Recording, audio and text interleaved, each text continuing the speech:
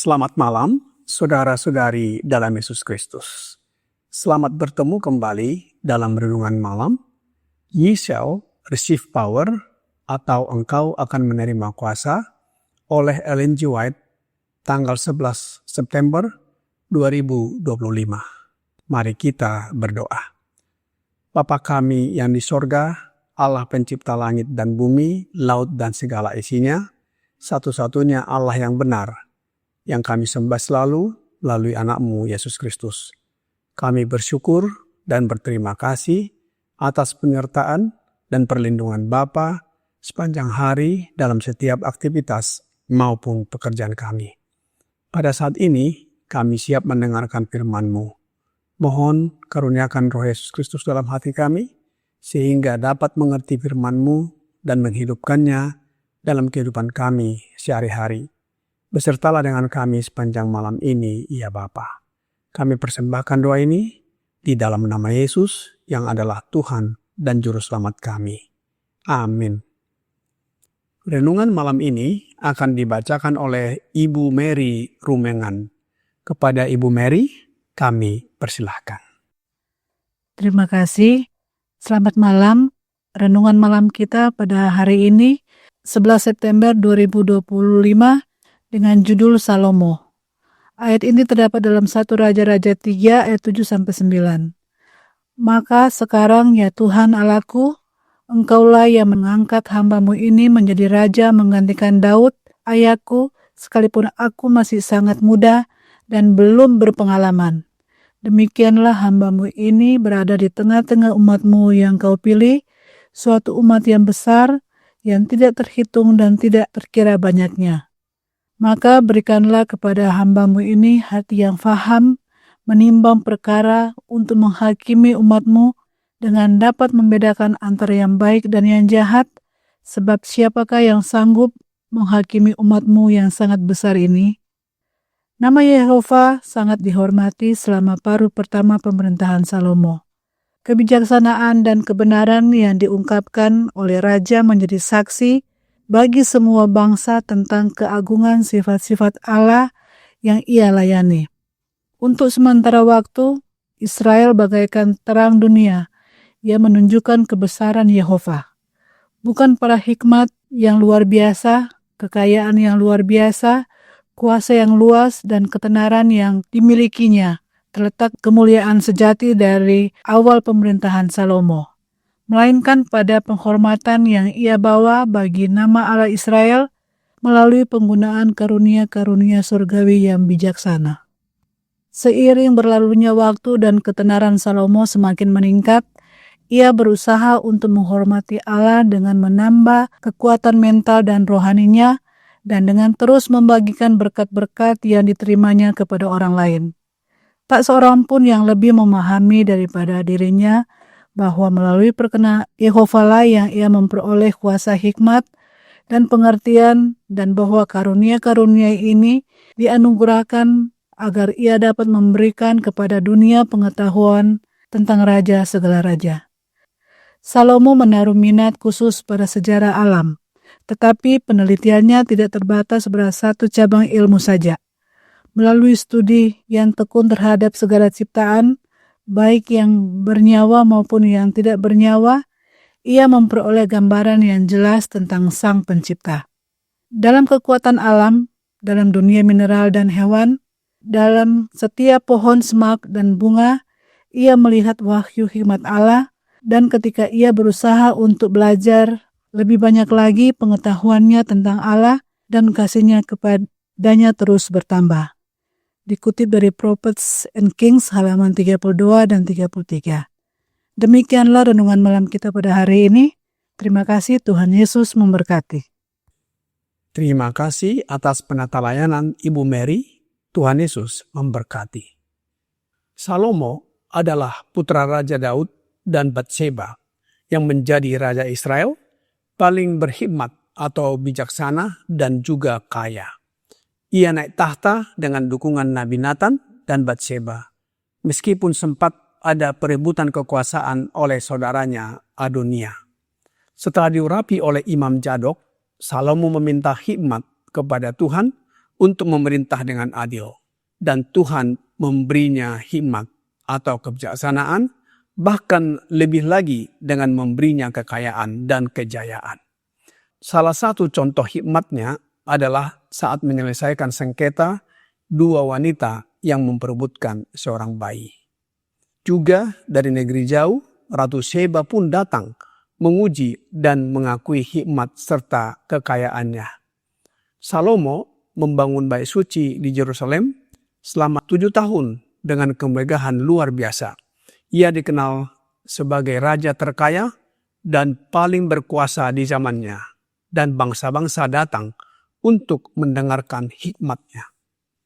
Alkitab berkata di dalam 2 Tawarikh 9 ayat 23, semua raja di bumi berikhtiar menghadap Salomo untuk menyaksikan hikmat yang telah ditaruh Allah di dalam hatinya. Apa yang dilakukan oleh Salomo dengan hikmat atau kebijaksanaan yang diterimanya dari Allah? Roh Nubuat berkata di dalam The Review and Herald tanggal 7 Desember 1905 paragraf 4. Ketika orang-orang dari berbagai negeri mengunjungi Salomo, ia mengajar mereka tentang Allah sebagai pencipta segala sesuatu. Para pengunjung ini kembali ke rumah mereka dengan pemahaman yang lebih jelas tentang Allah Israel dan kasih sayangnya terhadap umat manusia. Dalam karya alam, mereka kini melihat ekspresi kasihnya dan pengungkapan karakternya, dan banyak yang dituntun untuk menyembah Dia sebagai Allah mereka. Hikmat yang Salomo terima, dia gunakan untuk mengajarkan tentang Allah sebagai pencipta segala sesuatu. Pertanyaannya adalah, siapakah Allah pencipta segala sesuatu? Roh Nubuat berkata di dalam manuskrip Releases volume 4 halaman 59 paragraf 1. Bapa yang Maha Tahu menciptakan dunia melalui Kristus Yesus. Kristus adalah terang dunia, jalan menuju hidup yang kekal. Dengan hikmat Bapa yang Maha Tahu dalam hati Salomo, mengajar banyak orang tentang Allah Bapa yang menciptakan dunia melalui anaknya. Banyak orang yang dituntun oleh Salomo untuk menyembah Allah Bapa. Seandainya Salomo terus dengan rendah hati mengalihkan perhatian manusia dari dirinya sendiri kepada Allah Bapa yang telah memberinya hikmat, kekayaan, dan kehormatan, betapa hebatnya sejarah yang akan ia jalani. Namun, firman Tuhan mencatat kebajikan-kebajikannya. Firman Tuhan juga menjadi saksi atas kejatuhannya. Roh Nubuat di dalam Prophets and Kings halaman 68 paragraf 1 berkata, diangkat ke puncak keagungan dan dikelilingi karunia rejeki, Salomo menjadi pusing, kehilangan keseimbangan dan terjatuh. Karena terus-menerus disanjung oleh orang-orang dunia, ia akhirnya tidak mampu menahan sanjungan yang disororkan kepadanya. Kebijaksanaan yang dipercayakan kepadanya agar ia dapat memuliakan Sang Pemberi membuatnya bangga. Salomo mengizinkan orang untuk berbicara tentang dirinya sebagai orang yang paling layak dipuji atas kemegahan bangunan yang tak tertandingi yang direncanakan dan didirikannya. Bangunan yang seharusnya untuk menghormati dan memuliakan nama Allah menjadi menghormati dan memuliakan namanya. Dalam buku yang sama, paragraf 2 berkata, oleh karena itu, Bait suci Jehovah kemudian dikenal di seluruh bangsa sebagai bait suci Salomo. Manusia telah mengambil bagi dirinya sendiri kemuliaan yang dimiliki oleh pribadi yang lebih tinggi daripada yang tertinggi. Sebutan bait suci Salomo ini masih berlaku sampai sekarang ini. Seharusnya disebutkan namanya bait suci Jehovah atau bait sucinya Allah Bapa.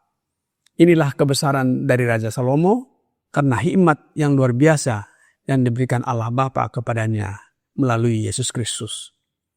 Kesuksesan, kejayaan, dan kebesaran dapat menjadi ujian bagi siapa saja.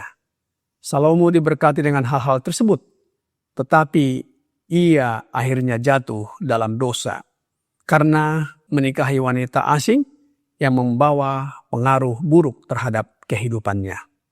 Dalam kitab 1 Raja-Raja 11 ayat 1-3 berkata, "Adapun Raja Salomo mencintai banyak perempuan asing. Di samping anak Firaun, ia mencintai perempuan-perempuan Moab, Ammon, Edom, Sidon, dan Het. Padahal tentang bangsa-bangsa itu, Tuhan telah berfirman kepada orang Israel, 'Janganlah kamu bergaul dengan mereka, dan mereka pun janganlah bergaul dengan kamu, sebab sesungguhnya mereka akan mencondongkan hatimu kepada Allah-Allah mereka.' Hati Salomo telah terpaut kepada mereka dengan cinta. Ia mempunyai 700 istri dari kaum bangsawan dan 300 gundik. Istri-istrinya itu menarik hatinya daripada Tuhan." Saudara-saudari dalam Yesus Kristus, Salomo membuat Tuhan murka karena ia menyimpang dari perintahnya dan menyembah Allah-Allah lain akibat pengaruh istri-istrinya di masa tuanya. Tuhan telah 2 kali menampakkan diri kepada Salomo dan melarangnya menyembah ilah lain. Namun Salomo tetap melanggar. Karena itu, Tuhan menyatakan akan merobek kerajaan dari Salomo dan memberikannya kepada hambanya. Namun, demi Daud ayahnya, hal itu tidak akan terjadi pada masa hidup Salomo, melainkan pada masa pemerintahan anaknya. Meski begitu, tidak seluruh kerajaan akan diambil. Satu suku akan tetap diberikan kepada keturunannya. Kita dapat baca di dalam 1 Raja-Raja 11 ayat 4-13. Namun, di akhir hidupnya, Salomo sadar dan bertobat. Semua yang dimilikinya sia-sia tanpa Allah. Cerita ini dapat kita baca juga di dalam buku Para Nabi dan Raja atau Prophets and King pasal 5. Salomo berkata di dalam Pengkhotbah 12 ayat 13. Akhir kata dari segala yang didengar ialah, takutlah akan Allah dan berpeganglah pada perintah-perintahnya, karena ini adalah kewajiban setiap orang. Salomo menjadi bijaksana karena hikmat dari Tuhan, bukan karena kepintarannya sendiri. Roh Nubuat berkata di dalam The Review and Herald, tanggal 21 Januari 1902, paragraf 9. Allah adalah sumber hikmat. Dari Dia kita harus menerima perbekalan kita. Hikmat yang dimiliki Salomo berasal dari Allah Bapa. Kisah ini mengingatkan kita bahwa Allah Bapa adalah sumber hikmat dan segalanya. Kita harus menjaganya dengan kesetiaan kepadanya. Kiranya renungan malam ini menjadi pelajaran bagi kita agar tidak melupakan Allah Bapa sebagai sumber segala sesuatu dan yang mengaruniakan segala sesuatu kepada kita, termasuk hikmat melalui anaknya. Tuhan Yesus memberkati kita. Mari kita berdoa. Bapa kami yang di sorga, kami bersyukur dan berterima kasih atas firman yang sudah kami dengarkan malam ini. Pengalaman hidup Raja Salomo yang Bapa karuniakan hikmat yang luar biasa menjadi bangga atau sombong oleh karena mengizinkan sanjungan yang terus-menerus dalam hidupnya dan akhirnya menyimpang serta menyembah Allah-Allah lain. Puji syukur karena ia sadar dan bertobat. Biarlah kami menyadari bahwa Allah Bapa adalah sumber segala sesuatu, termasuk hikmat, kekayaan, dan semuanya yang kami miliki. Oleh sebab itu ya Bapa, mohon karuniakan Roh Yesus Kristus dalam hidup kami, agar kami tetap setia kepadamu, dan tabiat kami diubahkan menjadi sama dengan tabiat Yesus. Banyak dosa dan pelanggaran yang kami lakukan ya Bapa, ampunilah kami. Kami persembahkan doa ini hanya melalui anak-Mu, Yesus Kristus, yang adalah Tuhan dan Juru Selamat kami. Amin.